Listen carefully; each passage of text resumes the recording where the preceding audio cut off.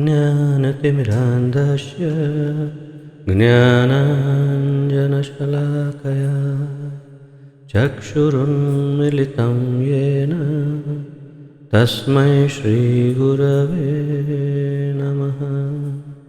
श्रीचैतन्यमनोभीष्टं स्थापितं येन भूतले स्वयं रूपकदा मह्यं ददाति स्वपदान्तिकं। वन्देऽहं श्रीगुरो श्रीयुतपदकमलं श्रीगुरुन् वैष्णवांश्च श्रीरूपं साग्रजातं सहगण रघुनाथान्वितं तं सजीवं साद्वैतं सावधूतं परिजनसहितं कृष्णचैतन्यदेवं श्रीराधाकृष्णपादान् सहगण ललिता श्रीविशाखान्वितांश्च। हे कृष्ण करुणा सिन्धो दीनबन्धो जगत्पते गोपेश गोपिकान्त राधाकान्त नमोऽस्तुते। तप्तकाञ्चन गौराङ्गी राधे वृन्दावनेश्वरी वृषभानुसुते देवी प्रणमामि हरिप्रिये। वाञ्छाकल्पतरुभ्यश्च कृपासिन्धुभ्य एव च पतितानां पावनेभ्यो वैष्णवेभ्यो नमो नमः। अनन्तकोटिवैष्णववृन्द की जय। नारायणं नमस्कृत्य नरं चैव नरोत्तमं देवीं सरस्वतीं व्यासं ततो जयमुदीरयेत्। शृण्वतां स्वकथा कृष्ण पुण्यश्रवणकीर्तनः हृद्यन्तस्थो यभद्राणि विद्युनोति सुहृत्सतां। नष्टप्रायेषु अभद्रेषु नित्यं भागवतसेवया भगवति उत्तमश्लोके भक्तिर्भवति नैष्ठिकी। ॐ नमो भगवते वासुदेवाय। ॐ नमो भगवते वासुदेवाय। ॐ नमो भगवते वासुदेवाय। नमः ॐ विष्णुपादाय कृष्णप्रेष्ठाय भूतले श्रीमते जयपताका स्वामिन् इति नामिने। नमो आचार्यपादाय निताय कृपाप्रदायने गौरकथाधामदाय नगरग्रामतारिणे। नमः ॐ विष्णुपादाय कृष्णप्रेष्ठाय भूतले श्रीमते भक्तिवेदान्तस्वामिन् इति नामिने। नमस्ते सारस्वते देवे गौरवाणी प्रचारिणे निर्विशेषशून्यवादी पाश्चात्यदेशतारिणे।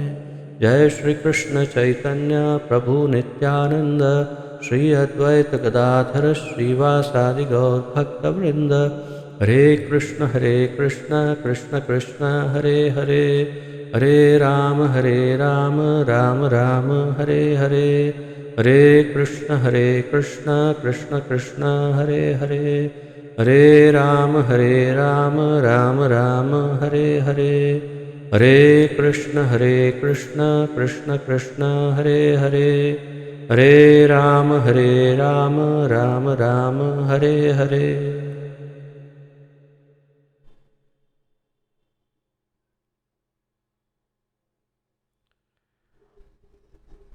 बहुत बहुत स्वागत है आप सबका आज के इस अति दुर्लभ, अति दिव्य, रोमांचक, ज्ञानप्रद, भक्तिप्रद ज्ञान यज्ञ में।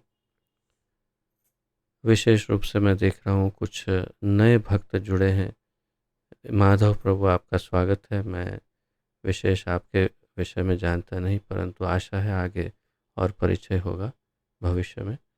और भी मैं कुछ नए भक्तों को देख रहा हूँ जो पहले दिखाई नहीं दिए। आप सभी का बहुत बहुत स्वागत है जो भी नए पधारे हैं। ये परिवार आपका ही है, आप सबका स्वागत है।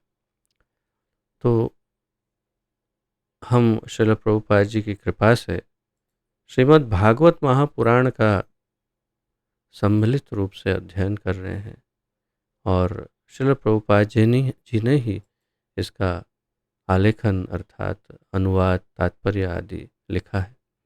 मुख्य आधार हमारा श्रील प्रभुपाद जी का श्रीमद् भागवत है। तथापि हम साथ ही साथ, जैसा कि आप जानते हैं, अन्य मुख्य रूप से 4 आचार्यों का अध्ययन करते हैं। श्रील श्रीधर स्वामी क्रम अनुसार, श्रील जीव गोस्वामी, श्रीमद् वल्लभाचार्य तथा श्रील विश्वनाथ चक्रवर्ती ठाकुर की टीका से भी हम साथ ही साथ कुछ ज्ञान के और अधिक अमृत को प्राप्त करते हैं। तो प्रथम स्कंद के 8वें अध्याय का अध्ययन जारी है, जिसके अंतर्गत सर्वाधिक महत्वपूर्ण जो अब तक का विषय है वो है कुंती महारानी की प्रार्थनाएं, जिससे स्पष्ट हो जाएगा कि परम भगवान कौन है और उनके साथ किस प्रकार का संबंध होना चाहिए जो हमें इस जीवन मृत्यु के चक्र से मुक्त कर सकता है। तो यही सब मेरे विचार से केवल अगर ये महारानी कुंती की प्रार्थनाएं ही अगर समझ में आ जाए तो ये अपने आप में ही श्रीमद् भगवत गीता के समान है। बहुत सारा ज्ञान, अनेक विषयों का ज्ञान इसके अंतर्गत समाहित है। आज आप देखेंगे विषय कैसे परिवर्तित होता है और महारानी कुंती कैसे अनेक विषयों पर वे प्रकांड ज्ञान की अधिष्ठात्री की तरह बहुत आधिकारिक प्रक्रिया से बहुत ही कॉन्फिडेंस के साथ वे मानो कि प्रवचन दे रही हो, ऐसे बहुत ही सुंदर ज्ञान हमें प्रदान करती है। और लगता है कि अरे ये वेद पाठी है या बहुत उन्नत कोई साक्षात्कारी सिद्ध महापुरुष है या है कौन, जब इतना सारा ज्ञान, स्पष्ट ज्ञान है। वो आज हम आज के श्लोकों में पता कर पाएंगे कि बहुत ही विशाल ज्ञान है उनका और स्पष्ट ज्ञान है कि परम भगवान श्री कृष्ण है। तो आइए आज का अध्ययन प्रारंभ करते हैं। पहले कल के जो श्लोक थे उनका पुनरावर्तन करेंगे और आज के श्लोकों का अध्ययन उसके पश्चात करते हैं। आप सब स्क्रीन पर श्लोक पढ़ पा रहे हैं? धन्यवाद।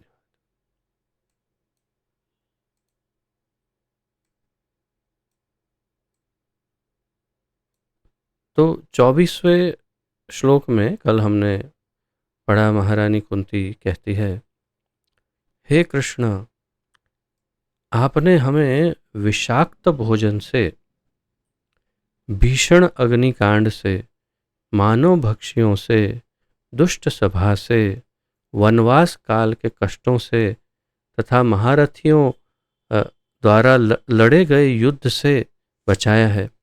और एक जो श्लोक में है मल्ल युद्ध या द्वंद्व युद्ध से और महारथियों के अस्त्रों से, ये भी उसमें है श्लोक में। और अब आपने हमें अश्वत्थामा के अस्त्र से बचा लिया है। तो गिनती करते हैं तो 9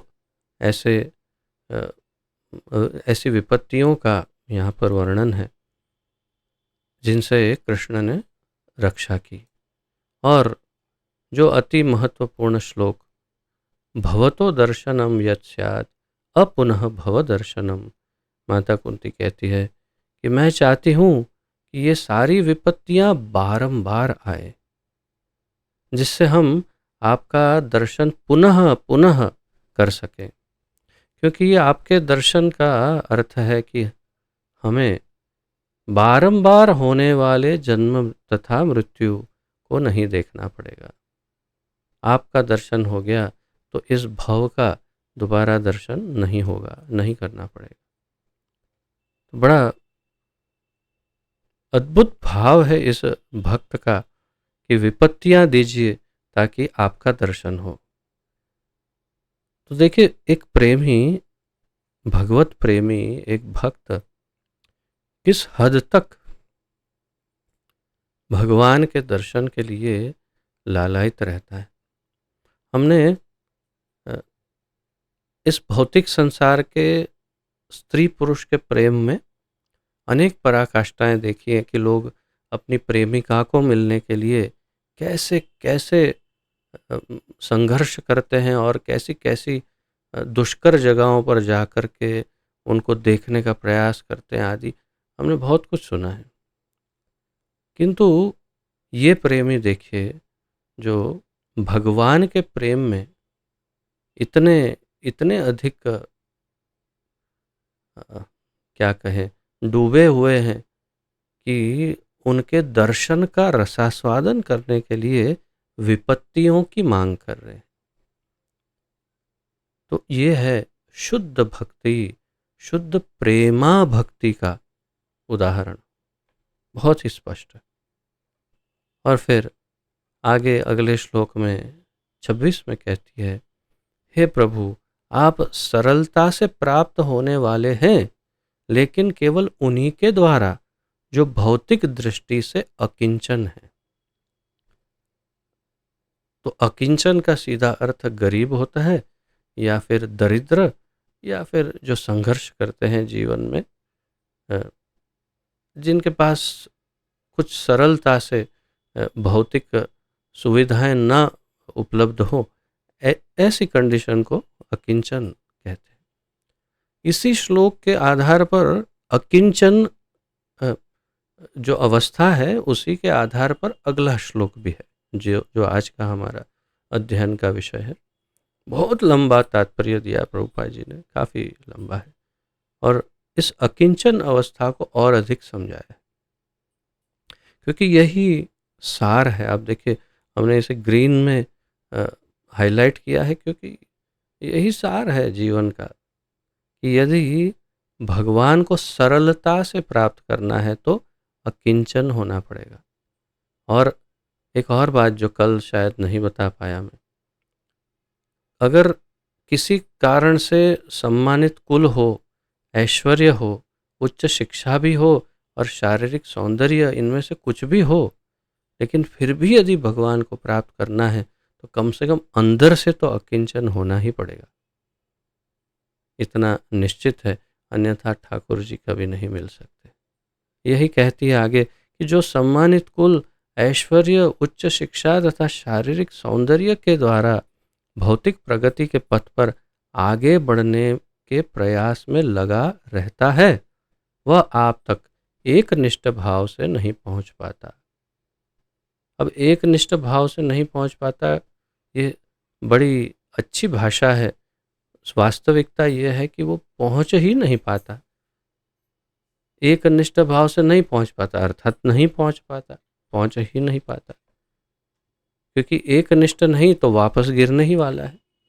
अर्थात पहुंचा और वापस आया। जैसे श्री ब्रह्म संहिता का अध्ययन हम करते हैं, उसमें श्रील भक्ति सिद्धांत सरस्वती ठाकुर गोस्वामी प्रभुपाद लिखते हैं कि जो ध्यानी, ज्ञानी आदि हैं, वे यदि किसी प्रकार अपने योग बल से या किसी तरह से वे यदि भगवान के वैकुंठ जगत में प्रवेश कर भी ले, तो भगवान के चरणों के अंगूठे के नाखून के नोक का दर्शन करके वहाँ से गिर पड़ते हैं। उतना दर्शन हो गया, स्पर्श नहीं हुआ, उतना उनका दर्शन हो गया, और बौखलाए हुए रहते हैं कि अरे ये क्या था। उतने में तो वहाँ के जो रखवाले जो हैं, द्वारपाल, या तो जो वहाँ रखवाली करते हैं कि हाँ, किसी भी ध्यानी ज्ञानी को यहाँ प्रवेश नहीं है, वो उन्हें दंड देते हुए मार करके वहाँ से भगा देते हैं। ऐसा श्रील भक्ति सिद्धांत सरस्वती ठाकुर लिखते हैं। तात्पर्य क्या है कि एक निष्ठ भाव से नहीं पहुँचे, थोड़ा सा पहुँचे, भगवान के थोड़ा आस्वादन हुआ, और फिर वही सम्मानित कुल, ऐश्वर्य, उच्च शिक्षा, शारीरिक सौंदर्य आदि में उलझकर फिर माया में खींचे चले जा सकते हैं। तो श्रेष्ठ तो यही है कि यदि सामान्य जीवन हो, और मैंने जैसे कल आपको निवेदन किया था, इन सब के अंदर जो छिपा हुआ शत्रु है वो है प्रतिष्ठा।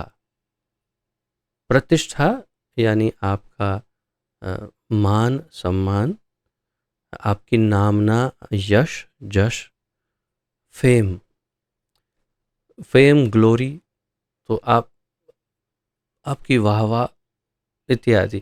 तो ये सब जो है वो सबसे भयानक शत्रु है, और इससे यदि बचा जाए तो ठाकुर जी से मिला जा सकता है।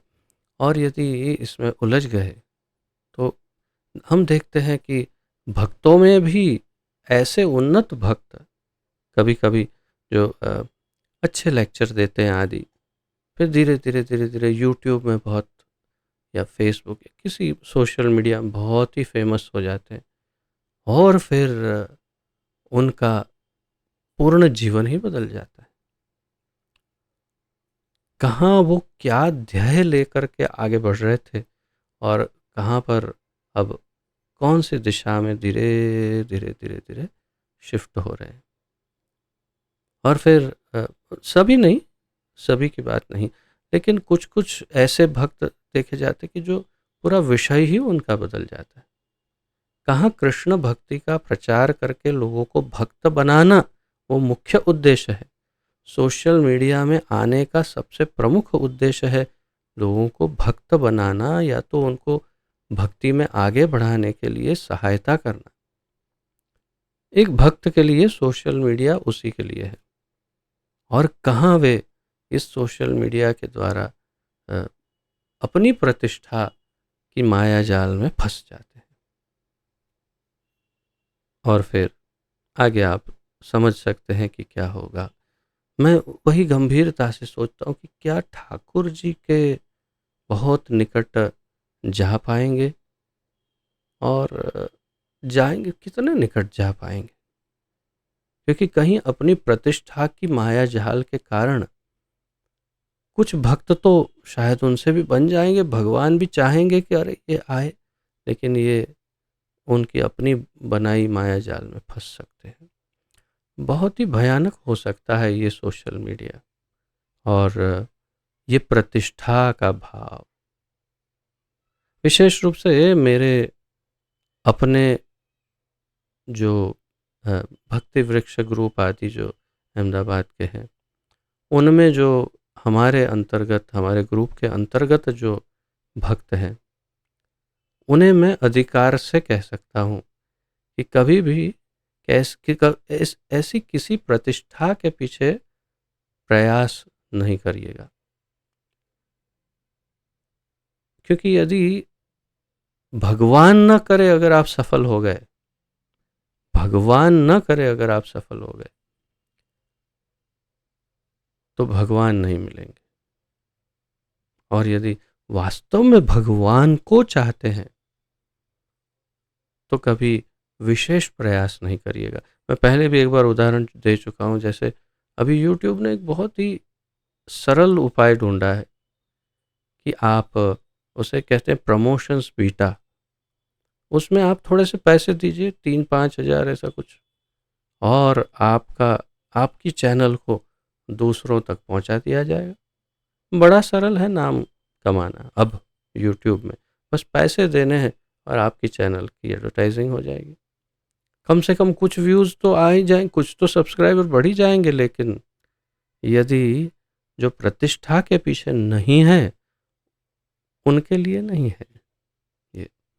तो इसीलिए ऐसा कोई विशेष प्रयास ना करें कि जिससे प्रतिष्ठा नहीं आ रही है वो आ जाए। अगर आ गई तो बहुत ही भयानक है। मेरा मैं पहले भी कह चुका हूँ, प्रतिदिन निवेदन रहता है ठाकुर जी से कि मेरे जीते जी कम से कम ऐसी प्रतिष्ठा ना मिले जिससे मुझे आपसे दूर होना पड़े।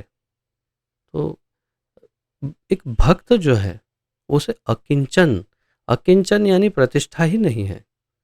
जैसे कि सुदामा, सुदामा जी के पास क्या है? उनके पास न सम्मान है। ब्राह्मण होने के कारण जितना, कम से कम इतना तो सम्मान होना ही चाहिए कि ब्राह्मण का उतना सम्मान होगा उनका। अन्यथा सब देखते होंगे अरे अतिशय दरिद्र ब्राह्मण हैं, भले ही ज्ञानी हो जो भी हो, लेकिन देखो दुर्दशा। तो न धन है, न सुख है, न सुविधाएं हैं, न प्रतिष्ठा है, कुछ भी नहीं है। और ठाकुर जी ने क्या दिया? सब कुछ दे दिया। सुदामा पूरी कर दिया, उस नाम, उस गांव का नाम सुदामा पूरी, और उनको बड़ा महल दे दिया। आचार्यगण कहते हैं कि उस महल के सामने उन्होंने दूसरी झोपड़ी बनवाई, और वे और उनकी पत्नी उस झोपड़ी में जाकर फिर रहने लगे। बच्चे महल में रहते थे, क्योंकि वे जानते थे कि अगर मैं महल में रहा तो भगवान नहीं मिलेंगे। भगवान चाहिए तो महल को, भले भगवान ने दिया है महल, लेकिन महल में नहीं रहना। ये बात बहुत आगे भी बढ़ेगी और बढ़ सकती है, परंतु हमें जागृत रहना होगा, सावधान रहना होगा। ये रात को, बहुत पहले का समय जब था, 50 वर्ष पहले, तो रात को चौकीदार घूमते रहते थे, लकड़ियाँ रोड पर जोर जोर से आवाज़ करते हुए कहते थे, जागते रहो, जागते रहो। तो आप सभी जागते रहिए। अगर प्रतिष्ठा घुस गई, यदि ये चारों में से कुछ आ गया, तो ठाकुर जी से दूर होना पड़ेगा। सोच लेना क्या चाहिए। तो ये आपके ऊपर है, अकिंचन होना, ठाकुर जी को प्राप्त करना, भगवान को, या फिर ये सब। और इसी विषय पर आज का श्लोक और आगे हमें विस्तृत जानकारी देगा। तो आइए इसका उच्चारण करते हैं और अध्ययन।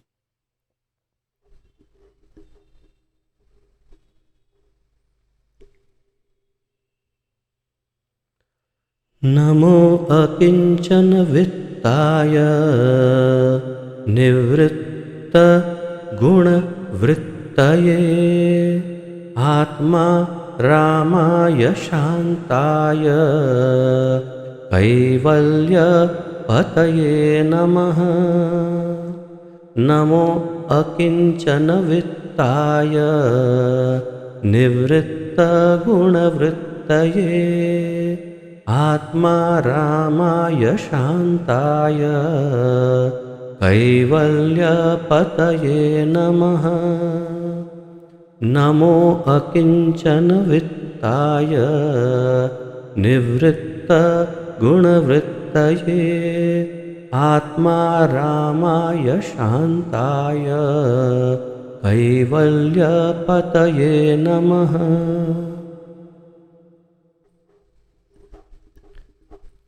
तो आप समझ गए होंगे, अकिंचन वित्ताय नमः।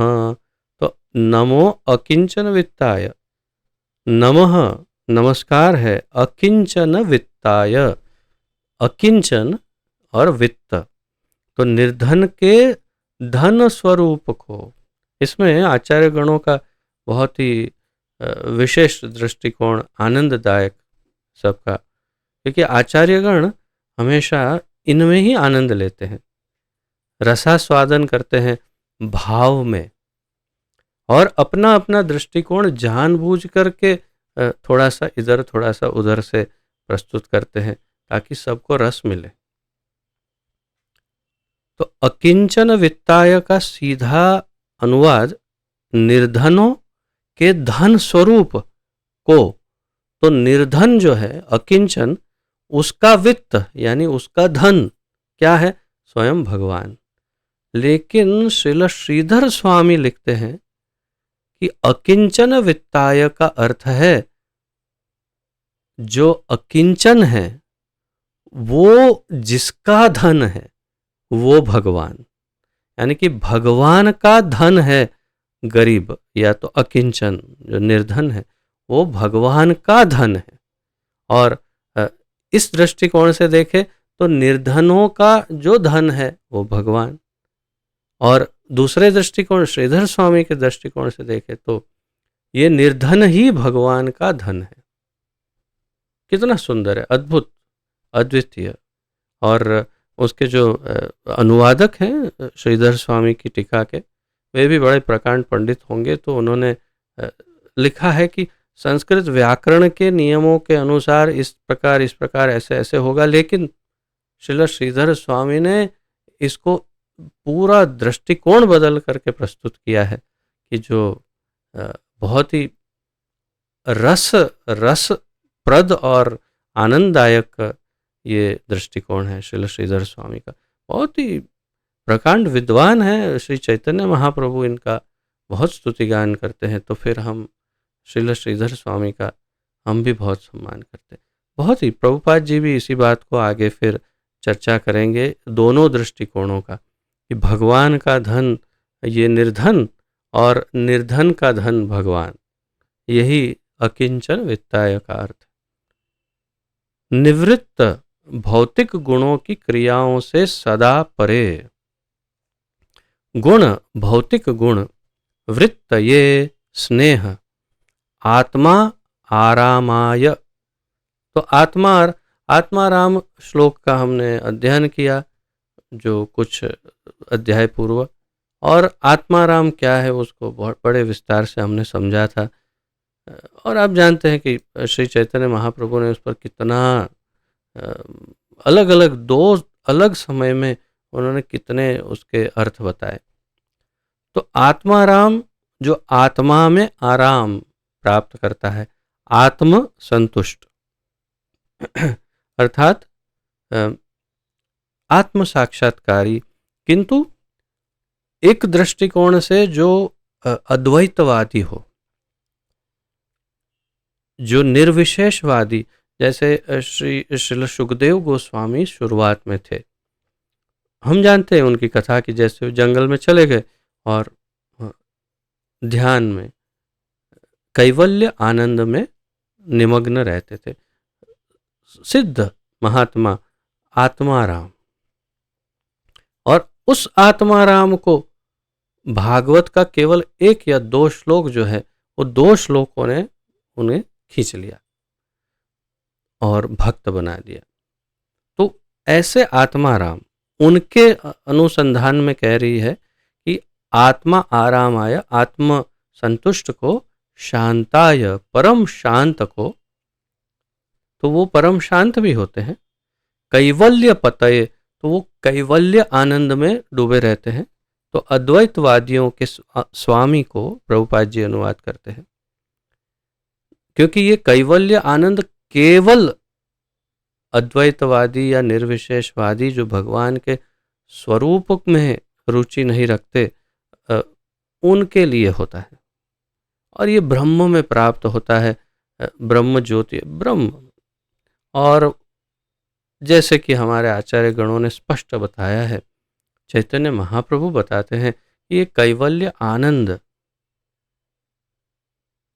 उसकी तुलना भक्ति में है, भगवान के सानिध्य और उनकी सेवा का जो आनंद है, उस आनंद की तुलना में वो उसकी तुलना ही नहीं हो सकती है, उसकी कोई तुलना नहीं हो सकती। इतना तुच्छ और नगण्य आनंद है कैवल्य। किंतु फिर भी उनका जो उनके पति, तो कैवल्य पतये नमः प्रणाम है। तो ये दिखाता है कि माता कुंती भक्त और अभक्त, या तो अभक्त नहीं कहें, अद्वैतवादी, तो द्वैतवादी और अद्वैतवादी दोनों को जानती है। उन्हें यह भी ज्ञान है कि इस संसार में 2 प्रकार के लोग हैं। आध्यात्मवादी जो शुद्ध भक्त हैं भगवान के, शरणागत, और मानते हैं भगवान की पर्सनालिटी, व्यक्तित्व को, और दूसरे ऐसे भी हैं जो भगवान को व्यक्ति नहीं मानते, उनको निराकार ब्रह्म मानते और कैवल्य में आनंद लेते। उनके भी पति तो आप ही हो, भले वो माने ना माने, उनके पति भी तो आप ही हो। तो मैं निर्धनों के धन आपको नमस्कार करती हूँ। आपको प्रकृति के भौतिक गुणों की क्रियाओं प्रतिक्रियाओं से कोई सरोकार नहीं है। आप आत्मतुष्ट हैं, अतः आप परम शांत तथा अद्वैतवादियों के स्वामी कैवल्यपति हैं। क्षमा करें। तो निर्धनों के धन को मैं नमस्कार करती हूँ। ये सबसे मुख्य, इस हमारे लिए या हमारे दृष्टिकोण से तो सबसे महत्वपूर्ण यही लाइन है कि निर्धनों के धन आपको नमस्कार करती हूँ। फिर आप प्रकृति के भौतिक गुणों की क्रियाओं प्रतिक्रियाओं से आपका कोई सरोकार नहीं। तो ये दूसरा गुण है भगवान का कि प्रकृति के भौतिक गुणों में उन्हें कुछ लेना देना नहीं। न तस्य कार्यम करणम च विद्यते, भगवान को इस संसार में कुछ करने योग्य कुछ है ही नहीं, उनके लिए कोई कार्य है ही नहीं, उनके कोई कर्तव्य है ही नहीं, वे कुछ भी नहीं करे। और जैसे हम ब्रह्म संहिता में बहुत स्पष्ट रूप से पढ़ते हैं कि जैसे ही माया और शंभु को भौतिक प्रकृति की उत्पत्ति के कार्यों में लगा दिया भगवान ने, तुरंत ही वे योग निद्रा में चले गए और सो गए। उन्हें कोई रस नहीं है इस भौतिक प्रकृति में। अब माया देवी और शंभु कार्य करते रहेंगे, अवश्य ही वे अपना विस्तार करके एक एक कण कण में, एक एक शरीर के अंदर जीवात्मा के साथ परमात्मा रूप में अपने आप को विस्तरित करेंगे, लेकिन सोते रहेंगे। उनको इंटरेस्ट नहीं है भौतिक संसार। इसलिए कहा कि प्रकृति के भौतिक गुणों की क्रियाओं प्रतिक्रियाओं से कोई सरोकार नहीं। और फिर आप आत्मतुष्ट हैं, तो ये एक और उनका गुण है। अतएव आप परम शांत तथा अद्वैतवादियों के स्वामी कैवल्यपति है। तो ये उनका एक अलग प्रकार का गुण है। अब श्रील प्रभुपाद जी के दृष्टिकोण को देखते हैं। इन्होंने श्रील श्रीधर स्वामी का तो है ही, किंतु श्रील विश्वनाथ चक्रवर्ती ठाकुर तथा श्रील जीव गोस्वामी के टीका से भी उन्होंने सब कुछ ले लिया है, आवृत कर लिया है। इसलिए हम अलग से उनकी पढ़ने की हमें आवश्यकता नहीं। यदि जीव के पास कुछ भी न रहे तो वह समाप्त हो जाता है। अतएव वास्तव में देखा जाए तो जीव परित्यागी नहीं हो सकता। यदि जीव कुछ त्याग करता है तो वह कुछ और अधिक महत्वपूर्ण उपलब्धि के लिए करता है। ये एक सामान्य ज्ञान है या बेसिक ज्ञान, मूल ज्ञान, पाया जो जिसे कहते हैं। तो मूल आधार ये है कि अगर एक जीवात्मा है तो उसको कुछ न कुछ क्रिया प्रतिक्रिया, कुछ न कुछ कार्य में लगे रहना है। और उसके पास यदि कुछ भी नहीं है, एकदम खाली है, तो क्या है, उसका अर्थ ही कुछ नहीं है, वो शून्य है। अतएव देखा जाए तो जीव परित्यागी नहीं हो सकता, प्रभुपाद जी कह रहे हैं। तो उसे त्याग करना है, लेकिन किस बात का, क्या त्याग कर, सब त्याग करो, भगवान में डूब जाओ या जंगल में चले जाओ, हिमालय में चले, रुको, ऐसे नहीं, क्या परित्याग करना है। तो यदि जीव कुछ त्याग करता है तो वह कुछ और अधिक महत्वपूर्ण उपलब्धि के लिए करता है। परम दृष्ट्वा निवर्तते, तो वो अगर परम को देखता है तो वो नीचे की जो सामान्य वस्तुओं से छोड़ देता है। तो क्या तात्पर्य है प्रभुपाद जी का कि वो भगवान से जुड़ता है तो भौतिक संसार को छोड़ देता है। हाँ, तो भगवान से कैसे जुड़ता है? सेवा के द्वारा, भगवान की निज सेवा या उनके निज पार्षदों की या परिकरों की सेवा। तो भक्तों की और भगवान की सेवा से जीव उनके साथ जुड़ जाता है और इस प्रकार भौतिक संसार से मुक्त और विरक्त हो जाता है। एक विद्यार्थी, अब उदाहरण से समझा रहे हैं प्रभुपाद जी, एक विद्यार्थी अपनी बाल्यकाल की चपलता का त्याग श्रेष्ठ शिक्षा प्राप्त करने के लिए करता है। तो एक विद्यार्थी क्यों अपनी खेल कूद मस्ती ये वो सब क्यों छोड़ता है? भाई, उच्च शिक्षा प्राप्त करनी है, स्कूल में जाना है, तो ये सब तो शांत रहना पड़ेगा और पढ़ना पड़ेगा, तभी तो ये शिक्षा मिलेगी। दूसरा उदाहरण, एक नौकर अधिक अच्छा काम पाने के लिए अपना काम छोड़ता है। तो जैसे नौकरी आजकल सब जॉब करते हैं, थोड़ी अच्छी ऑफर, अच्छा पे स्केल, अच्छी फैसिलिटीज़, पर्क्स सब मिल रहा है, तो ये जॉब छोड़ दी, दूसरी जॉब ले ली। क्यों छोड़ी ये जॉब? अभी भी जो चल तो रहा ही था, पैसे मिल ही रहे थे, लेकिन क्यों छोड़ दी? क्योंकि और अच्छी जॉब मिल रही है, अपॉर्चुनिटी मिल रही है। तो इसी प्रकार एक भक्त इस भौतिक जगत का परित्याग व्यर्थ ही नहीं करता, अपितु कुछ असली या वास्तविक आध्यात्मिक उपलब्धि के लिए करता है। तो ये है इसका सार। इन उदाहरणों का जो सार है वो यही है कि भक्त भी परम दृष्ट्वा निवर्तते। तो वो जब इस भौतिक संसार का त्याग करता है तो ऐसा क्या कारण है? और बहुत सुंदर उदाहरण देते हैं प्रभुपाद जी आगे। श्रील सनातन गोस्वामी का उदाहरण दे के समझाएंगे। तो पहले कहते हैं श्री रूप गोस्वामी, सनातन गोस्वामी, श्रील रघुनाथ दास गोस्वामी इत्यादि ने भगवान की सेवा के लिए ही सांसारिक तड़क भड़क का परित्याग किया। सांसारिक दृष्टि से वे महापुरुष थे। महापुरुष या फिर अंग्रेजी में क्या लिखते हैं प्रभुपाद जी? महापुरुष थे ये, सांसारिक दृष्टि से ये महापुरुष थे। जो तीनों गोस्वामियों का नाम लिया उसके बाद में, हाँ, big man in the world. Okay, तो बड़े बड़े आदमी या बड़े व्यक्ति थे। तो हिंदी अनुवादक जी ने महापुरुष लिखा है, लेकिन कहने का उनका तात्पर्य है बहुत ही धनवान और प्रतिष्ठित व्यक्ति थे। उनके पास ऑलरेडी बहुत प्रतिष्ठा थी। क्यों? क्योंकि ये मंत्री ही थे और बहुत ही धनवान।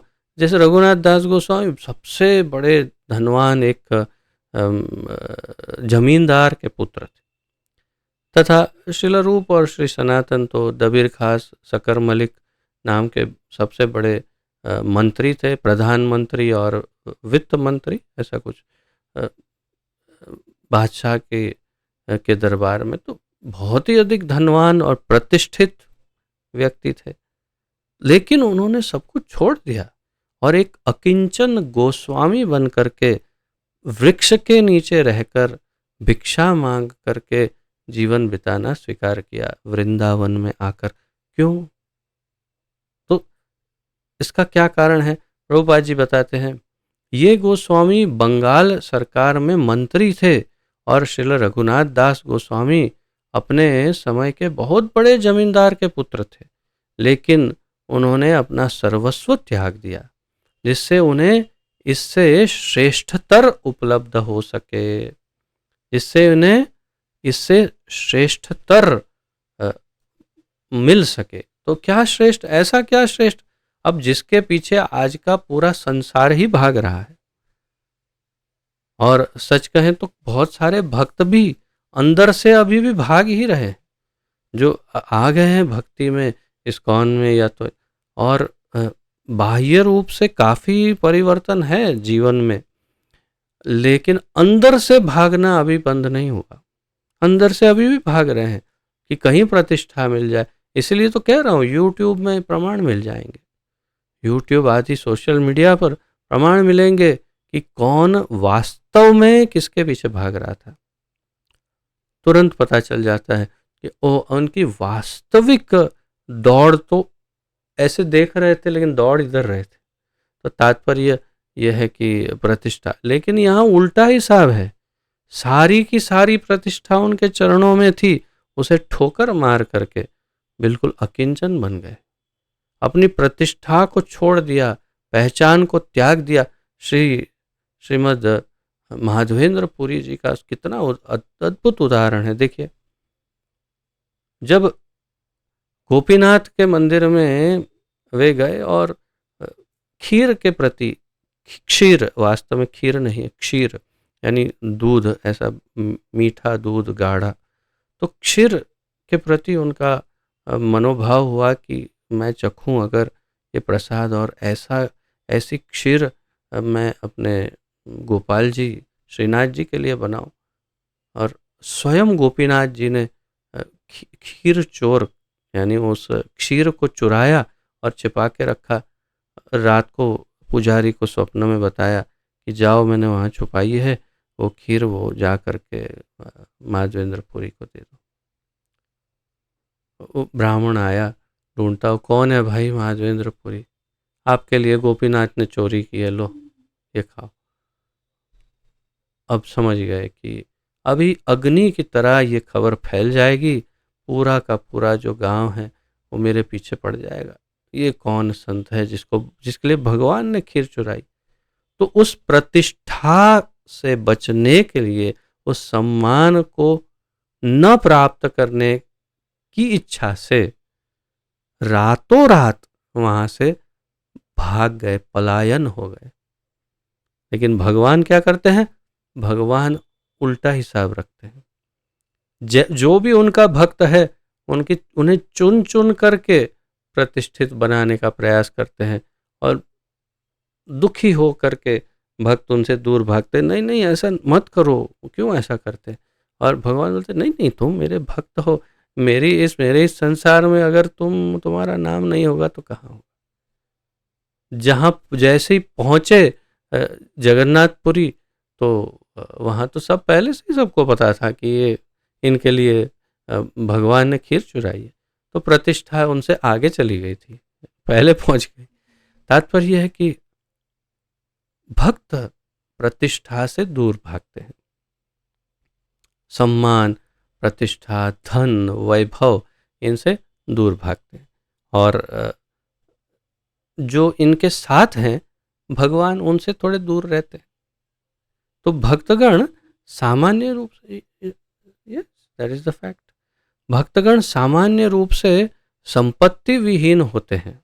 देखिए प्रभुपाद जी का ये वाक्य देखिए, भक्त सामान्य रूप से संपत्ति विहीन होते हैं, लेकिन भगवान के चरण कमल उनके गुह्यतम कोषागार हैं, और उनका सबसे बड़ा गुह्यतम धन भगवान के चरण कमल है।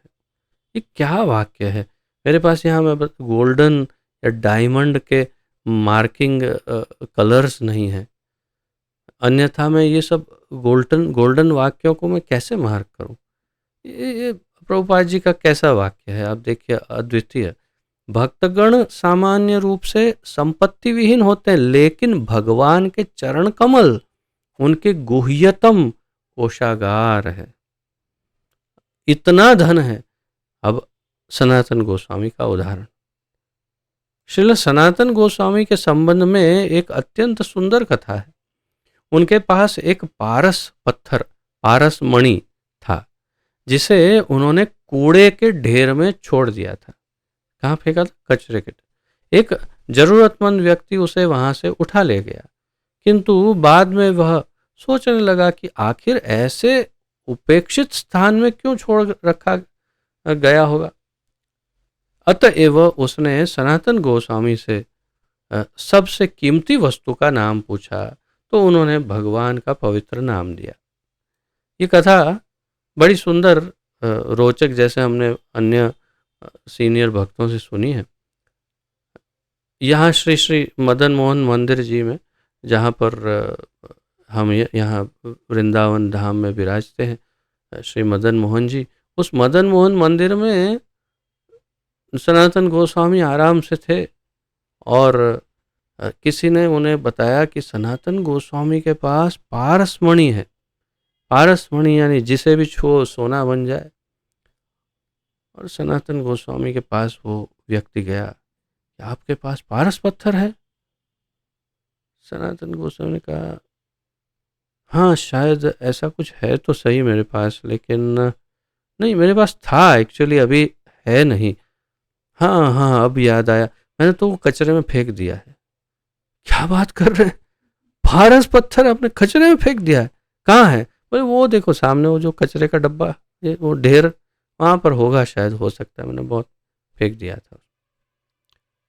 अरे वो पागल हो गया, एकदम से उसमें ढूंढा, ढूंढ के निकाला, पारस पत्थर मिला। अरे क्या बात है। जाने लगा, एकदम उसे विचारा, 1 मिनट, अगर पारस पत्थर को कोई कचरे के ढेर में फेंक सकता है तो इससे कई गुना अधिक मूल्यवान वस्तु इनके पास निश्चित रूप से होनी चाहिए। उसके कारण ही पारस पत्थर को कचरे में फेंका है। अब सोचिए, आप अपने घर में जैसे डस्टबिन या कचरे का डिब्बा हो, उसमें यदि कोई निकाल कर देखे तो कुछ पुराने कागज, कुछ कचरा, कूड़ा या कुछ टूटी हुई वस्तुएं घर की, अ, या जिसका कोई उपयोग नहीं होने, पुरानी वस्तु, ऐसा कुछ मिलेगा। उसके अंदर कभी कोई गहने, कुछ जवाहरात, ऐसा कुछ मिलेगा? कभी नहीं। हो ही नहीं सकता ना। तो अगर किसी के कचरे के डब्बे में, किसी के घर पर आप जाओ, कचरे का डब्बा देखो, उसमें अगर आपको हीरे मोती जवाहरात मिले तो आप समझ जाओगे कि इस डब्बे में, कचरे के डिब्बे में अगर ये फेंका है तो मतलब ये घर क्या है, हमें अब समझ में आना चाहिए कि धन ही धन है इसमें। तो उन्हें लगा कि सनातन गोस्वामी के पास इससे भी कुछ मूल्यवान है। उनके पास गए, 1 मिनट, पहले ये बताइए इससे मूल्यवान क्या है? तो बोले कि पहली शर्त है कि इसको फेंकना पड़ेगा, फिर से फेंक दो तो मैं दूंगा, वो तुम्हें दे सकता हूँ, लेकिन पहले इसको फेंकना पड़ेगा। ये है जब तक तुम्हारे पास, तब तक तुम्हें वो नहीं मिलेगा। तो मित्रों, ये वही बात है जिसकी चर्चा पिछले दोनों श्लोकों से हो रही। पिछले श्लोक में अकिंचन, इस श्लोक में अकिंचन। अकिंचन ही वास्तविक धनवान व्यक्ति है। वास्तविक धनवान व्यक्ति अकिंचन है। और सनातन गोस्वामी ने कहा, ये लो भगवान का नाम, यही सबसे बड़ा धन है। ये पारस पत्थर क्या है, ऐसे तो ये सब कचरा है।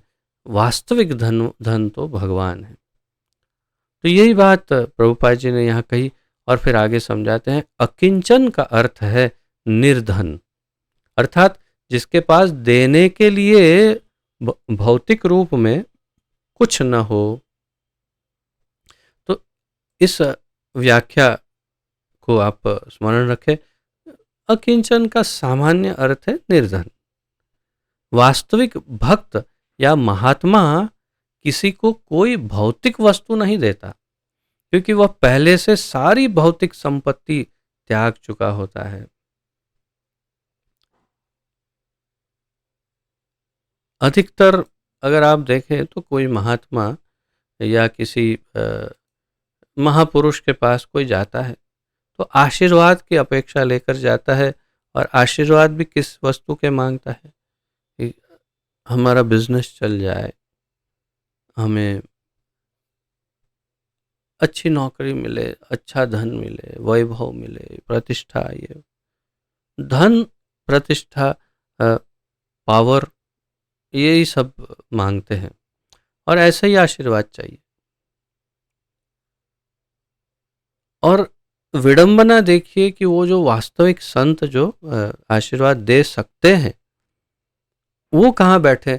जंगल में, कुटिया में, झोपड़ी में, कुछ एक दो धोती या कुछ उनके पास होगा, 2-4 वस्त्रों में, बस सामान्य रूप से।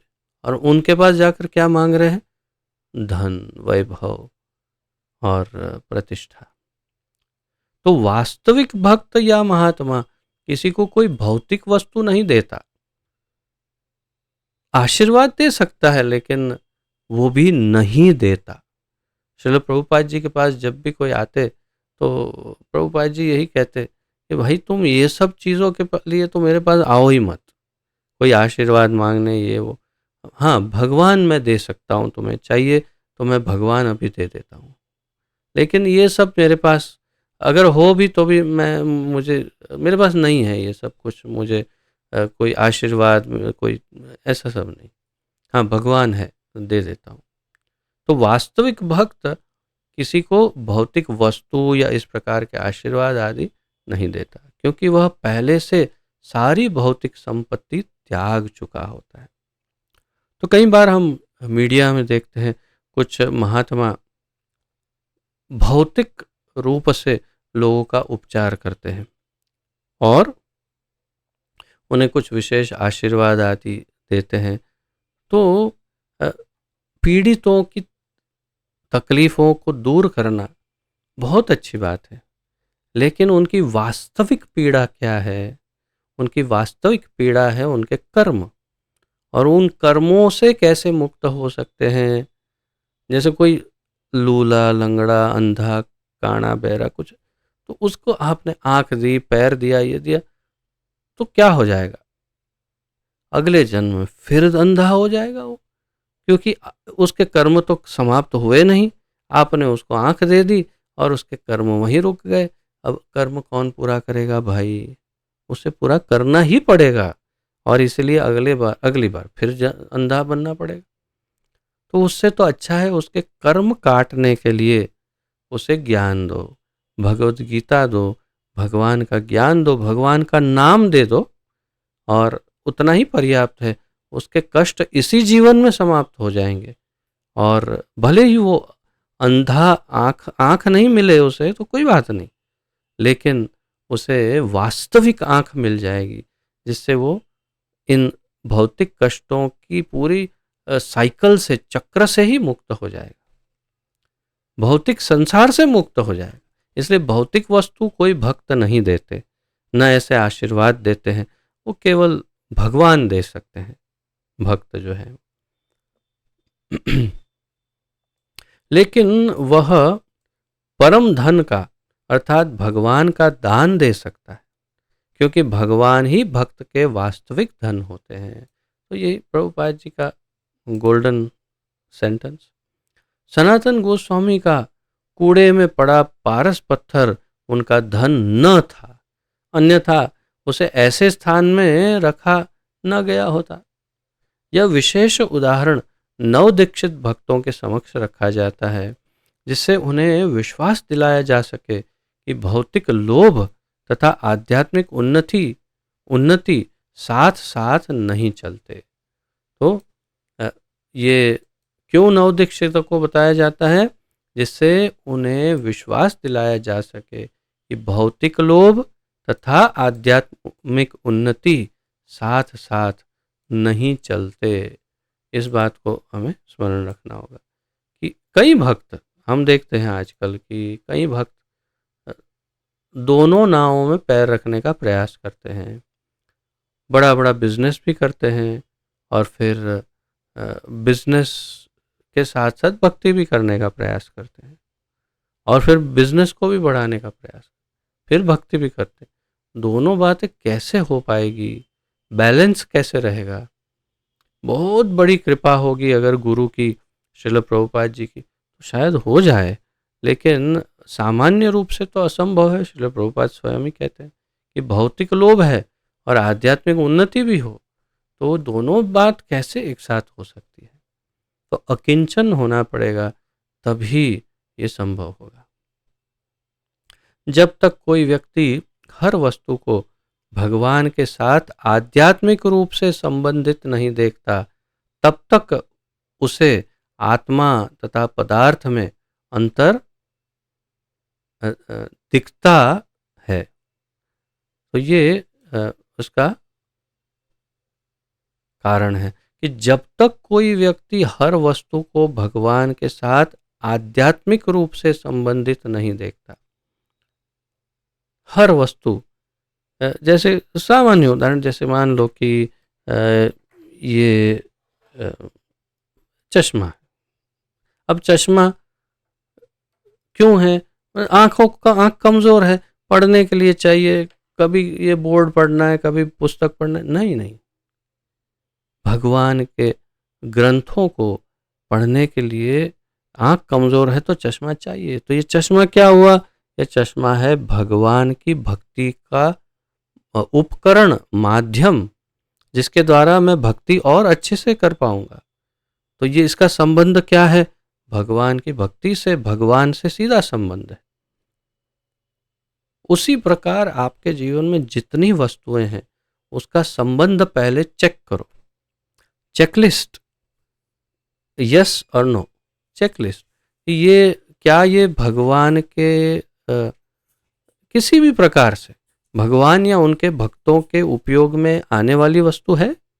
अगर नहीं है तो उसे आउट करो, और यदि है तो उसे बड़ी क्या कहते हैं, ध्यानपूर्वक उसकी देखभाल करके उसका उपयोग करो। और उपयोग किसके लिए हो? भगवान की भक्ति और भक्तिमय सेवा और उनके भक्तों की सेवा के लिए। तो मुख्य वस्तु क्या है कि जब तक कोई व्यक्ति हर वस्तु को भगवान के साथ आध्यात्मिक रूप से संबंधित नहीं देखता, तब तक उसे आत्मा तथा पदार्थ में अंतर दिखता है। आत्मा और पदार्थ में उसे अंतर तब तक दिखता रहेगा। तो ये मुख्य बात है।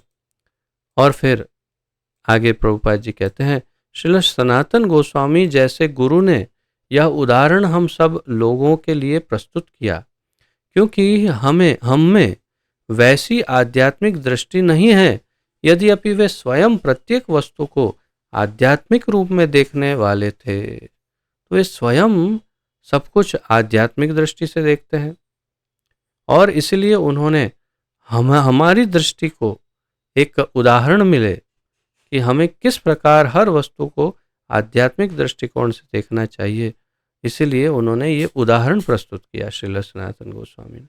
तो हमें भी कुछ ऐसा ही करना चाहिए। और अर्थात यदि कोई वस्तु है मेरे पास जिसका उपयोग यदि भगवान की सेवा में नहीं है, तो बस जाने दो, उसका क्या काम है हमारे जीवन में। लेकिन यदि कोई वस्तु भगवान की सेवा में उपयोगित हो सकती है तो उसे अवश्य ही रखो। प्रभुपाद जी कहते थे कि संन्यास का नियम है कि कोई उपकरण, कोई वाहन या ऐसी कोई सुविधाएं, इन सब का उपयोग नहीं करना होता है। लेकिन प्रभुपाद जी कहते हैं कि मेरे गुरु ने मुझे सिखाया, यानी श्रील भक्ति सिद्धांत सरस्वती ठाकुर, कि कोई भी वस्तु यदि भगवान की सेवा में उपयोग में ली जा सके तो उसे अवश्य ही स्वीकार करो।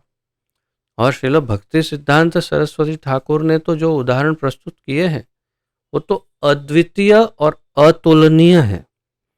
उन्होंने ऐसे ऐसे उदाहरण प्रस्तुत किए जिसके हम कल्पना भी नहीं कर सकते। आवश्यकता पड़ने पर श्रील भक्ति सिद्धांत सरस्वती ठाकुर संपूर्ण विदेशियों की तरह ड्रेस भी पहनते थे, हैट, सूट, बूट आदि संपूर्ण विदेशी ड्रेस पहनकर भी वे आवश्यकता पड़ने पर मिलने जाते थे किसी किसी को। और सबसे बड़ी बात, पूरे कोलकाता नगर में उस समय 2 ही गाड़ियां थी, कार। और आप समझ गए होंगे, एक तो कोई अतिशय धनाढ़ व्यक्ति के पास और दूसरी गाड़ी श्रील भक्ति सिद्धांत सरस्वती ठाकुर प्रभुपाद महाराज के पास थी। इतने स्पष्ट थे, और उन्होंने कहा मैं यहाँ से वहाँ जाने का टाइम क्यों बिगाड़ूं, मेरे पास टाइम किधर है, मैं गाड़ी में जाता हूँ, टाइम बचाता हूँ, ठाकुर जी की सेवा में और प्रचार में बहुत उस समय का उपयोग करता हूँ। ऐसे वो इस सभी उपकरणों का उपयोग करो, आधुनिक सोशल मीडिया का उपयोग करो, गैजेट्स का उपयोग करो, सब, लेकिन ठाकुर जी की सेवा में, अपनी इंद्रियों की तृप्ति के लिए, संतुष्टि के लिए, आत्मतुष्टि या परिवार की तुष्टि, ऐसे नहीं, भगवान की तुष्टि के लिए करो तो सब कुछ जायज़ है, वैलिड है। यही प्रभुपाद जी कहना चाह रहे हैं। भौतिक दृष्टि का विकास या भौतिक सभ्यता आध्यात्मिक उन्नति में एक रोड़े का काम करती है। भौतिक दृष्टि का विकास या भौतिक सभ्यता आध्यात्मिक उन्नति में एक रोड़े का कार्य करती है। ये अतिशय महत्वपूर्ण है। रोड़ा अच्छा खासा रास्ता हो, बीच में एक बड़ा सा पत्थर आ जाए और आपका या कोई गिर सकता है, छोटा सा, तो ये है अवरोध, बहुत बड़ा अवरोध। भौतिक दृष्टि का जो विकास है या भौतिक सभ्यता आध्यात्मिक उन्नति में बहुत बड़ा अवरोध बनता है। ये प्रभुपाद जी कह रहे हैं। ये बहुत महत्वपूर्ण वाक्य है। ऐसा भौतिक विकास जीवों को भौतिक शरीर के बंधन में उलझा देता है, जिसके बाद अनेक भौतिक कष्ट आते रहते हैं। कल मुझे किसी भक्त ने एक वीडियो भेजा था।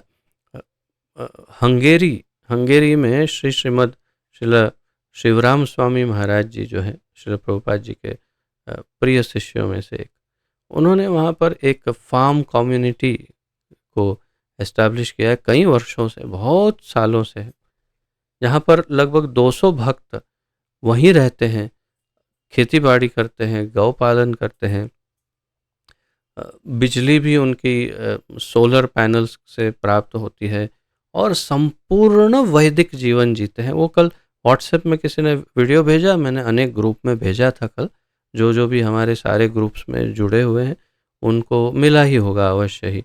मैंने वो जो ब्रॉडकास्ट ग्रुप है उसमें भी भेजा था वो वीडियो, तो उसमें आप देखिए, अवश्य देखिएगा। अंग्रेजी में बोलते हैं, लेकिन देखने से समझ में आएगा कि कितना सरल जीवन जीते हैं सब भक्त। सारे विदेशी हैं, अत्यंत सरल जीवन और वास्तविक उच्च विचार। उससे क्या होगा? आध्यात्मिक विकास। परंतु यदि वहाँ भौतिक दृष्टि से देखने जाएं तो कोई आधुनिकता, अतिशय आधुनिकता कोई नज़र सामने नहीं आती है। वे खेती बाड़ी भी बैलों के जरिए करते हैं, न ट्रैक्टर है, न कोई आधुनिक उपकरण है, कुछ नहीं।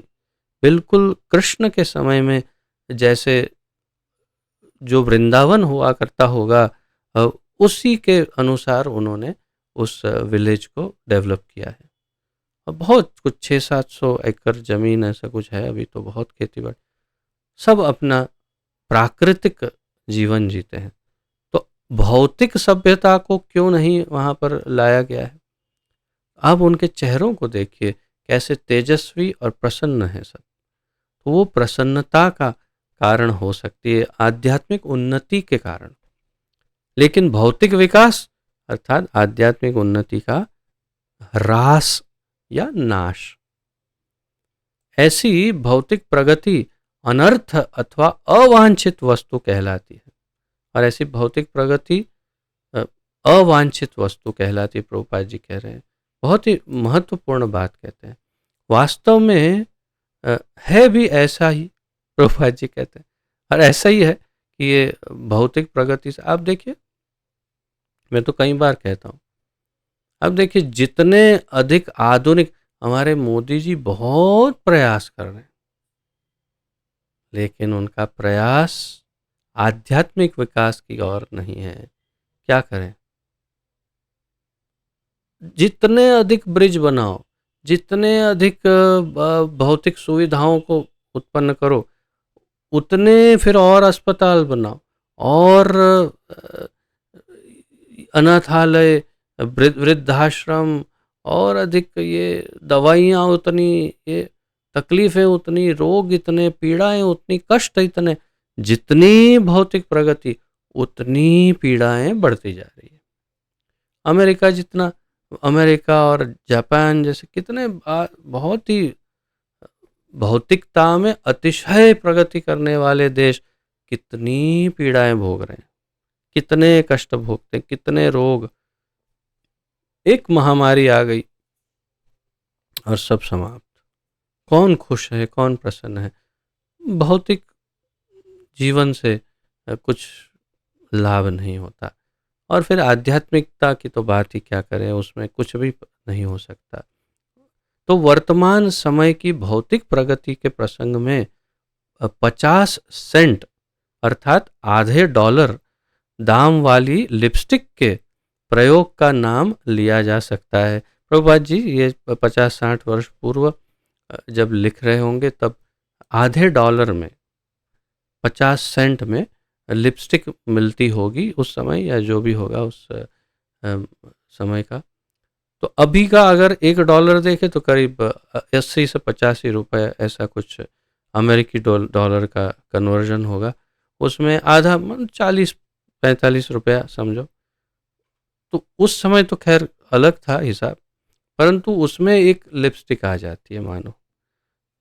तो ऐसी अनेक अवांछित वस्तुएं हैं जो देहात्म बुद्धि से प्रसूत है। तो देह देह आत्मबुद्धि, मैं ये शरीर हूं, इस बुद्धि से ये सब अवांछित वस्तुएं उत्पन्न होती है। देह आत्मबुद्धि, ऐसी अनेक अवांछित वस्तुओं की ओर मन लगाने से मनुष्य की शक्ति व्यर्थ ही नष्ट होती है और आत्म साक्षात्कार भी प्राप्त नहीं हो पाता, जो मानव की प्रमुख आवश्यकता है। कितना महत्वपूर्ण है। प्रभुपाद जी कह रहे हैं कि आत्म साक्षात्कार नहीं मिलेगा और मनुष्य की शक्ति नष्ट होती रहेगी। चंद्रमा तक पहुंचने के प्रयास दूसरा उदाहरण है, जिसमें शक्ति का अपव्यय होता है, क्योंकि यदि चंद्रमा तक पहुंच भी लिया जाए तो भी जीवन की समस्याएं हल होने वाली नहीं है। चंद्रमा पहुंचने के लिए कितने खरबों डॉलर और रुपयों के का धुआं कर दिया अब तक। इतिहास में देखो तो कितने रॉकेट उड़ाए, कितने नष्ट हुए, कितने चंद्रमा पर पहुंचे, क्या हुआ, लेकिन फायदा क्या हो रहा है? चंद्रमा में जाकर ढूंढ क्या रहे हो? पानी है कि नहीं? अब पानी होगा तो क्या वहां जाके रहने वाले हो? हवा कैसे उत्पन्न करोगे? हवा नहीं है, क्या करोगे? कुछ नहीं होगा। तो बस हमने चंद्रमा में ये कर दिया, झंडा गाड़ दिया, वापस आ गए, क्या फायदा हो? कुछ नहीं। तो भगवान के भक्त अकिंचन कहलाते हैं, क्योंकि उनके पास व्यावहारिक रूप से भौतिक संपत्ति नहीं होती। ऐसी भौतिक संपत्ति प्रकृति के तीनों गुणों का प्रतिफल है। उनके पास भौतिक संपत्ति नहीं है और ये सत्व, रजस और तमस गुण का फल है संपत्ति। वे आध्यात्मिक शक्ति को व्यर्थ कर देते हैं। अतएव हमारे पास जितनी ही कम भौतिक वस्तुएं होंगी, उतना ही अधिक अवसर हमें आध्यात्मिक प्रगति के लिए प्राप्त हो सकेगा। तो भौतिक संपत्ति प्रकृति के तीनों गुण, वहां से ये सब अतिशय अतिशय अतिशय महत्वपूर्ण बातें हैं। जितनी कम वस्तुएं होंगी भौतिक, उतना अवसर अधिक अवसर आध्यात्मिक प्रगति का प्राप्त। इस पर चिंतन करिए। आपका जो कबर्ड या वार्डरोब, शेल्फ जो है, उसे खोलिए, देखिए आपके पास कितने शर्ट, कितने पैंट, कितने जूते, और यदि धोती तो कितनी धोतियां पड़ी हैं, कितने कुर्ते हैं, कितनी साड़ियां हैं माता जी, कितनी साड़ियां हैं। मैं वास्तविक रूप में प्रैक्टिकली इस बात से पीड़ित हूं, इसलिए जानता हूं। कैसे पीड़ित हूं? इतने वस्त्र हैं कि मैं बहुत परेशान रहता हूं, बहुत परेशान रहता हूं। और अभी अभी से बता रहा हूं, कभी अगर हम अहमदाबाद आते हैं तो कृपया हमें कुछ मत दीजिए, दया करिए। साड़ियां तो इतनी हैं, क्या बताएं, क्या करें, बहुत कष्ट में है। इतनी इतनी और धो, उसको संभालो, कैसे संभालो, कब पहनो, क्या करो, अरे बाप रे। ऐसा लगता है कि 2 या 3 धोती हो, कुर्ते हो, 2-3 साड़ी हो तो कितना आनंद आ जाए, एकदम जीवन शांत और आनंदमय सुखमय हो। बस धोया, सुखाया, पहना, चलता रहा जीवन। और क्या, बहुत सरल। तो प्रभुपाद जी यही कह रहे हैं कि जितनी भौतिक वस्तुएं कम होंगी, उतना सरल जीवन होगा और आध्यात्मिक प्रगति उतनी हो पाएगी। इसलिए जितना हो कम करो, बढ़ाओ मत, नहीं तो गए काम से। बढ़ाते गए तो उसमें ही उलझे रहेंगे हमेशा। पूर्ण पुरुषोत्तम भगवान का भौतिक कार्यकलापों से किसी तरह का प्रत्यक्ष संबंध नहीं होता। भौतिक जीवन से कोई मैं पहले देख लेता हूँ कितना शेष है। हाँ, अशेष नहीं है, यानी कि पूर्ण नहीं होगा ऐसा नहीं, किंतु समय और लगेगा। वैसे मुझे लगता है 15 मिनट तो और लग ही जाएगी। तो आशा है आप सब साथ निभाएंगे, पूर्ण कर लेते हैं ये आज का। तो पूर्ण पुरुषोत्तम भगवान का भौतिक कार्यकलापों से किसी तरह का प्रत्यक्ष संबंध नहीं होता। उनके सारे कर्म जो इस भौतिक जगत में प्रदर्शित होते हैं आध्यात्मिक होते हैं और भौतिक प्रकृति के गुणों से राग विहीन होते हैं। तो भगवान जब अगर भौतिक सृष्टि में आते भी हैं, अवतरण करते हैं, तो भी उनकी भौतिक लगने वाली सारी जो भी क्रियाएं कर्म आदि जो हैं वो सब वास्तव में आध्यात्मिक होते हैं, दिखते भौतिक हैं। तो भगवत गीता में भगवान कहते हैं कि उनके सारे कर्म यहाँ तक कि इस जगत में उनका आविर्भाव और तिरोधान, जन्म मृत्यु जिसे हम कहते हैं, भी दिव्य होता है। और जो इसे ठीक से जान लेता है वह इस जगत में फिर से जन्म न लेकर भगवत धाम को वापस जाता है। तो भगवत गीता के 4 अध्याय का 9वां श्लोक, जन्म कर्म च मे दिव्यम एवं यो वेत्ति तत्वतः त्यक्त्वा देहम पुनर्जन्म नयति माम इति सो अर्जुन। आप सब जानते हैं, ज्ञाता है भगवत गीता के, तो आप अवश्य ही इसका अध्ययन करें। जन्म कर्म च मे दिव्यम, जन्म और कर्म मेरे दिव्य है।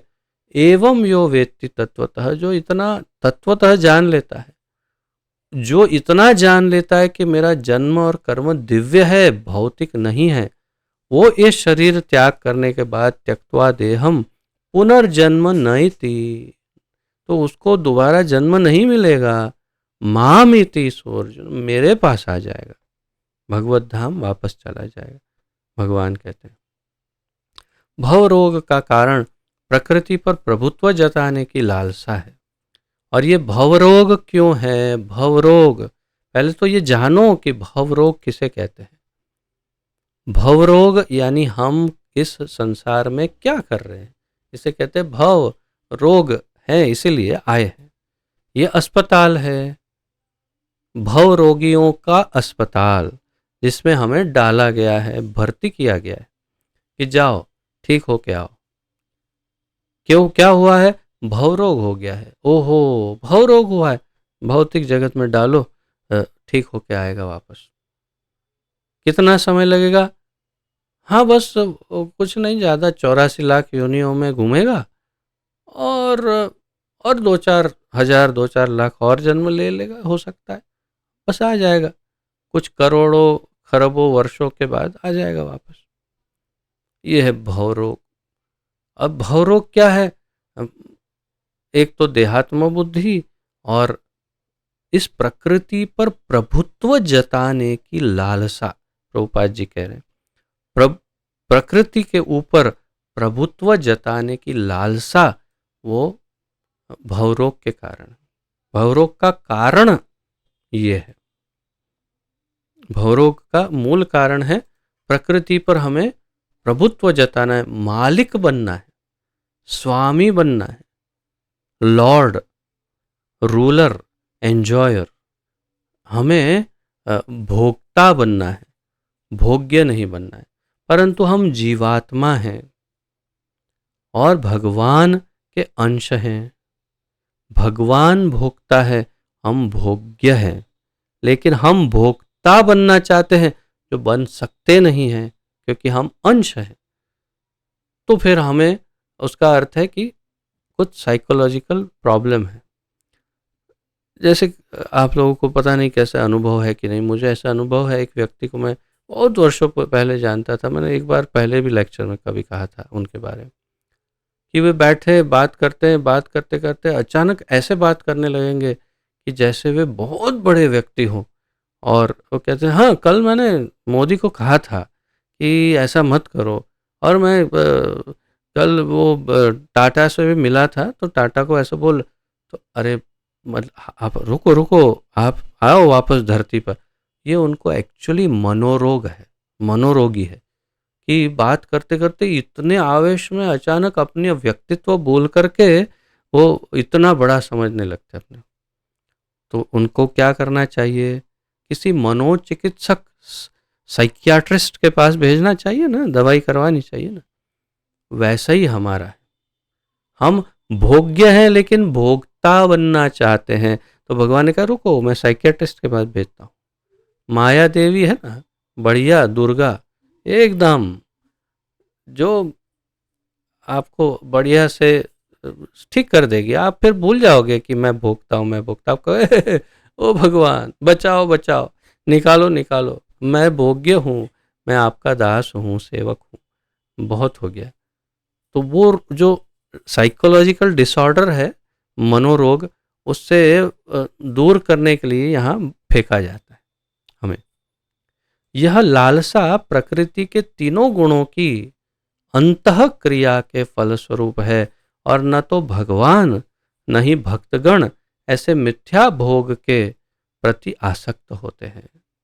तो ये मिथ्या भोग है, प्रकृति के तीनों गुणों पर प्रभुत्व जताना, भगवान बनना, ये मिथ्या भोग है। तो न भगवान और न भक्तगण इसमें इंटरेस्ट लेते हैं। भगवान को कोई रुचि नहीं भौतिक संसार में, भक्तों को भी कोई रुचि नहीं। तो इसे भी मार्क करना ही चाहिए क्योंकि ये महत्वपूर्ण है भक्तों की दृष्टि से। अतएव भगवान तथा भक्त निवृत्त गुणवृत्ति कहलाते हैं। पूर्ण निवृत्त गुणवृत्ति तो परमेश्वर है, जो प्रकृति के गुणों द्वारा कभी आकृष्ट नहीं होते, लेकिन जीवों में ऐसी प्रवृत्ति पाई जाती है। हम भगवान के अंश हैं और भगवान अंशी है। भगवान में भौतिक प्रकृति में कोई रुचि नहीं भगवान के अंदर, लेकिन हम जीवों में ये रोग है कि हम भौतिक प्रकृति में रुचि लेते हैं। इनमें से कुछ भौतिक प्रकृति के मोह आकर्षण में फंस जाते हैं और कुछ जीव मोह आकर्षण भौतिक प्रकृति में फंसे रहते हैं। तो ये मार्क करते हैं कि भगवान निवृत्त गुण वृत्ति है। चूंकि भगवान भक्तों की संपत्ति है और भक्तगण उसी तरह भगवान की संपत्ति है, अतएव भक्तगण भी निश्चित रूप से प्रकृति के गुणों से परे होते हैं। प्रभुपाद जी कहते हैं कि जैसे भगवान भौतिक प्रकृति के गुणों से परे गुणातीत है, त्रिगुणातीत है, वैसे भक्त भी त्रिगुणातीत है। क्यों? क्योंकि भगवान भक्तों की संपत्ति है और भक्तगण भगवान की संपत्ति है। तो इससे मुझे एक बहुत सुंदर श्लोक स्मरण हो रहा है। 9वें स्कंद भागवत के 4थे अध्याय का ये 68वां श्लोक है। 9.4.68 श्रीमद् भागवतम।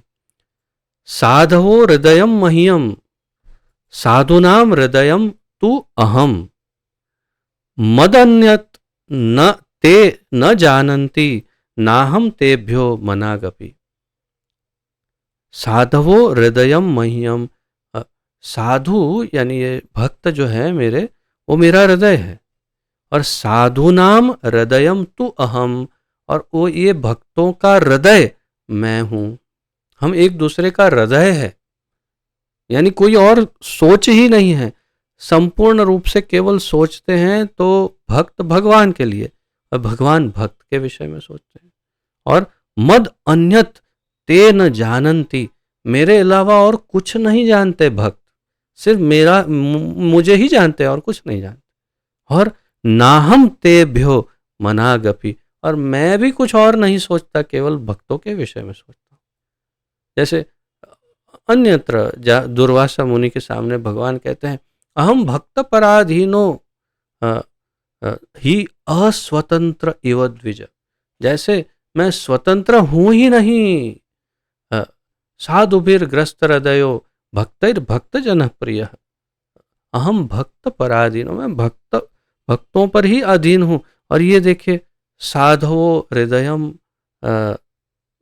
मह्यम, मैं साधु का हृदय हूँ और साधु मेरे हृदय है। वो मेरे अलावा कुछ नहीं जानते और मैं उनके अलावा और कोई चिंतन नहीं करता। तो इसीलिए भगवान भक्तों की संपत्ति है, भक्तगण उसी रब भगवान की संपत्ति है। यह एक सीधा सा निष्कर्ष है। ऐसे अनन्य भक्त उन मिश्रित भक्तों से भिन्न हैं, जो दुख तथा दरिद्रता को दूर करने के लिए या अत उत्सुकता तथा तर्क के कारण भगवान के पास आते हैं। तो हमने जैसे कल चौथे अध्याय के 15 और 16वें श्लोक में देखा था कि चतुर्विधा भजन्ते मां। तो ये जो चार आर्त, जिज्ञासु, अर्थार्थी और ज्ञानी जो हैं, वो कुछ कारण से भगवान के पास जाते हैं। तो ये मिश्रित भक्त कहलाते हैं। ज्ञान मिश्र भक्ति, कर्म मिश्र भक्ति और इत्यादि। तो इसमें कुछ न कुछ चाहिए उन्हें, इसीलिए। लेकिन जो शुद्ध भक्त हैं, उन्हें कुछ भी नहीं चाहिए भगवान से। जैसे माता कुंती विपत्ति मांगती है, विपत्ति दो ताकि आपके दर्शन हो।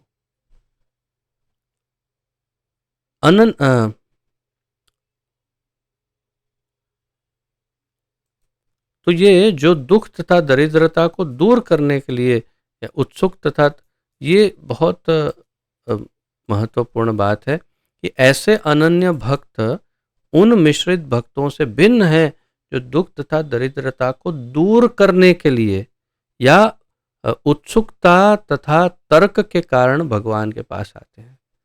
अर्थात जो शुद्ध भक्त हैं, इससे विपरीत न दुख दूर करना चाहते हैं, न दरिद्रता दूर करना चाहते हैं, न कोई उत्सुकता है विशेष के मुझे ये जानना है, ये प्राप्त करना है, ये ज्ञान चाहिए, और मोक्ष भी नहीं चाहिए।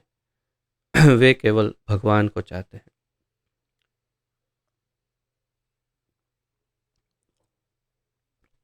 अनन्य भक्त तथा भगवान का एक दूसरे से दिव्य संबंध होता है। जो अनन्य भक्त हैं, वही साधवो हृदयम मह्यम इत्यादि। तो अनन्य भक्त और भगवान का एक दूसरे से घनिष्ठ संबंध है, लेकिन अन्यों के लिए भगवान के पास कुछ लेना देना नहीं होता या लेन देन नहीं होती। अतएव वे आत्माराम या आत्मतुष्ट कहलाते हैं। आत्माराम होने के कारण वे समस्त अद्वैतवादियों के स्वामी हैं, जो भगवान के अस्तित्व में एकाकार हो जाना चाहते हैं। ऐसे अद्वैतवादी भगवान के व्यक्तिगत तेज में एकाकार हो जाते हैं, जिसे ब्रह्म ज्योति कहते हैं। लेकिन भक्त तो भगवान की दिव्य लीला में प्रवेश करते हैं, जिन्हें कभी भी भौतिक नहीं मानना चाहिए। तो अद्वैतवादी भगवान के व्यक्तिगत तेज में एकाकार हो जाते हैं या जाना चाहते हैं, जिसे ब्रह्म ज्योति कहते हैं। लेकिन भक्त तो भगवान की दिव्य लीला में प्रवेश करना चाहते हैं या करते हैं, जिन्हें कभी भी भौतिक नहीं मानना चाहिए। ये सार वाक्य है। और अंतर है अद्वैतवाद और द्वैतवाद का, या आत्माराम का और एक भक्त का अंतर। आत्माराम कैवल्य आनंद में रमते रमते एक दिन ब्रह्म में मिक्स होना चाहता है, और भक्त सदा सर्वदा सतत निरंतर बस भगवान को ही प्रसन्न करना चाहता है, चाहे कहीं भी रहे। और यदि चांस मिले तो भगवान के धाम जाकर उनके सतत सानिध्य में रहना चाहता है। ये चाह उसकी है कि सतत भगवान के सामने रहें या भगवान के साथ रहें। बस ये अंतर एक भक्त और एक आत्माराम में होता है। और आगे फिर माता कुंती की प्रार्थनाएं जारी रहेगी। बहुत महत्वपूर्ण बात, जो एक एक दृष्टिकोण उनका जो है, मैं आगे बहुत आगे तक देख रहा था सब, कि एक एक ज्ञान के हर पहलू को उन्होंने आवृत किया है तथा आवृत नहीं, उनको समाहित किया है तथा उन सब पहलुओं को बड़े अच्छे ढंग से प्रस्तुत किया है माता कुंती ने, और सिद्ध किया है कि कृष्ण ही परब्रह्म परमेश्वर है और वे ही मुक्तिदाता हैं, वे ही रक्षक हैं, वे ही हमारे सचमुच सुहृद मित्र हैं। इस बात को उन्होंने स्पष्ट किया है, सिद्ध किया है। तो आज यहाँ पर विराम लेते हैं।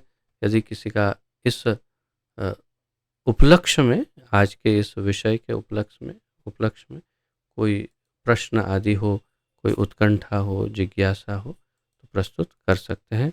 आपका स्वागत है।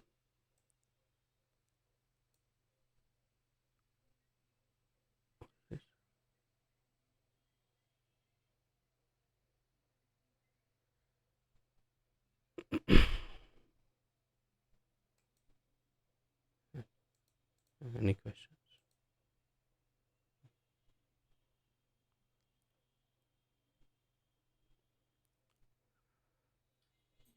Hmm?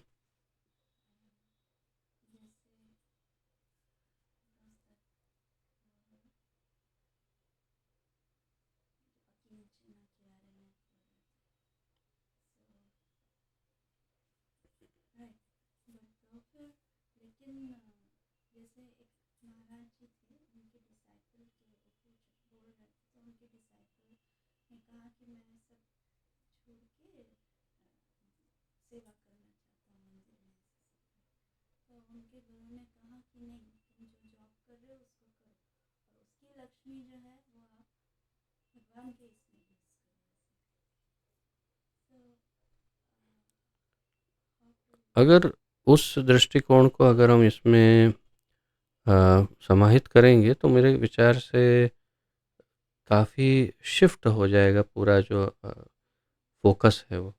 इसलिए better not to bring that in right now, क्योंकि पूरा का पूरा जो फोकस है वो शिफ्ट हो जाएगा, क्योंकि वो एक गुरु और शिष्य का व्यक्तिगत मामला है।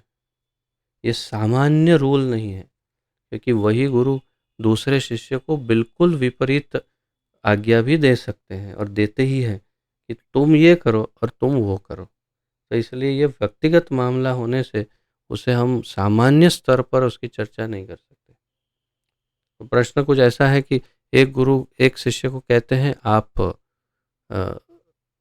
सब छोड़ करके यहाँ पर संस्था ज्वाइन मत करिए या मंदिर ज्वाइन मत करिए, आप नौकरी करते रहिए और अपना घर चलाइए और धन का एक हिस्सा आप मंदिर में दीजिए।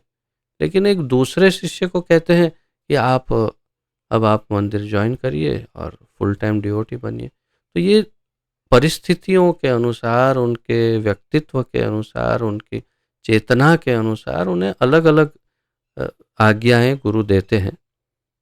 तो ये, लेकिन एक सर्वसामान्य बात यही है फिर भी कि हृदय से तो अकिंचन होना ही पड़ेगा। बाह्य दृष्टि से भले अकिंचन हो या ना हो, पहले ही मैंने कह दिया था शुरुआत में, लेकिन हृदय से तो अकिंचन होना ही पड़ेगा, तो ही हम भगवान को प्राप्त कर पाएंगे।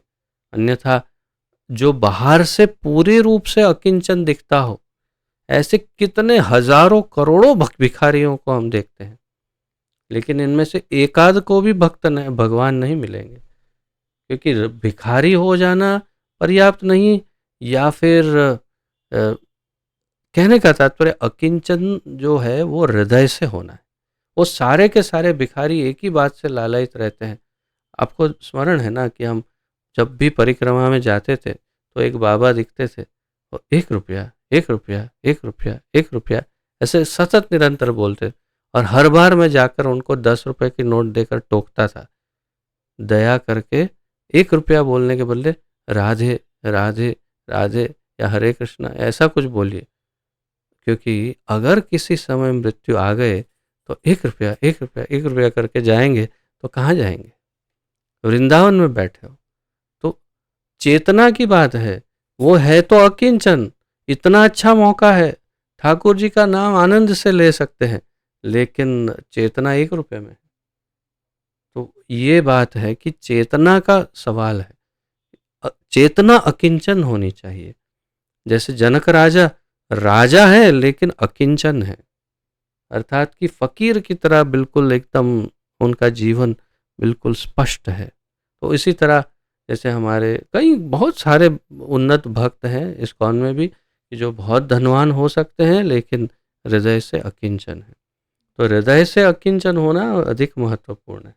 बाह्य रूप से जरूरी नहीं है कि सब छोड़कर गरीब हो ही जाना पड़ेगा, ये जरूरी नहीं है। इसलिए उस धन का उपयोग भगवान की सेवा में और भक्तों की सेवा में किया जा ही सकता है, जाना चाहिए, लेकिन हृदय से अकिंचन होना चाहिए, ये अधिक महत्वपूर्ण है।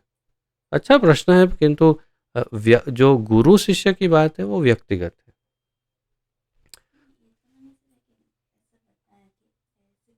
हाँ नहीं, वो व्यक्तिगत है एक्चुअली, क्योंकि वो उस शिष्य को कहा, लेकिन दूसरे शिष्य को क्या कहा वो जानना जरूरी है। क्या वो सभी शिष्यों को एक ही बात कहते हैं गुरु? तब हम उसको सामान्य स्तर पर चर्चा कर सकते हैं, ये है। इसलिए ठीक है, तो यहाँ पर विराम लेते हैं। बड़ा महत्वपूर्ण आज का विषय था, बहुत ही अधिक महत्वपूर्ण।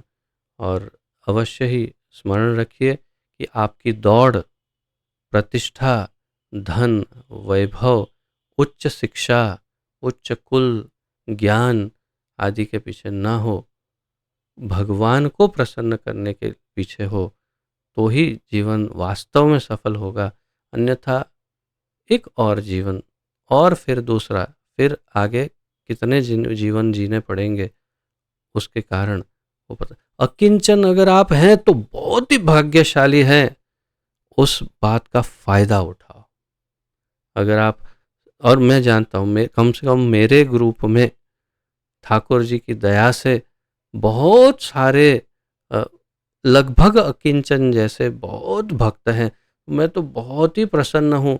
और देखिए ना, जो भी धनवान है वो अपने आप ही ग्रुप छोड़कर चले जाते, तो बहुत आनंद आता है, अच्छा लगता है। हमारे ग्रुप में सभी अकिंचन रहे और हम भी अकिंचन रहे और ठाकुर जी का भजन करते रहें, यही चाहिए। धनवान बनने का प्रयास करेंगे तो फिर ठाकुर जी से दूर होना पड़ेगा। इसलिए अकिंचन बने रहिए। है वो अवस्था तो बनाए रखिए, प्रयास मत करिए उसको तोड़ने का, भगवान का आशीर्वाद है। ठीक है, यही मेरा निजी मत है। आप सबका बहुत बहुत धन्यवाद। पतित पावन जगत गुरु श्रील प्रभुपाद की जय। पतित पावन गुरुदेव की जय।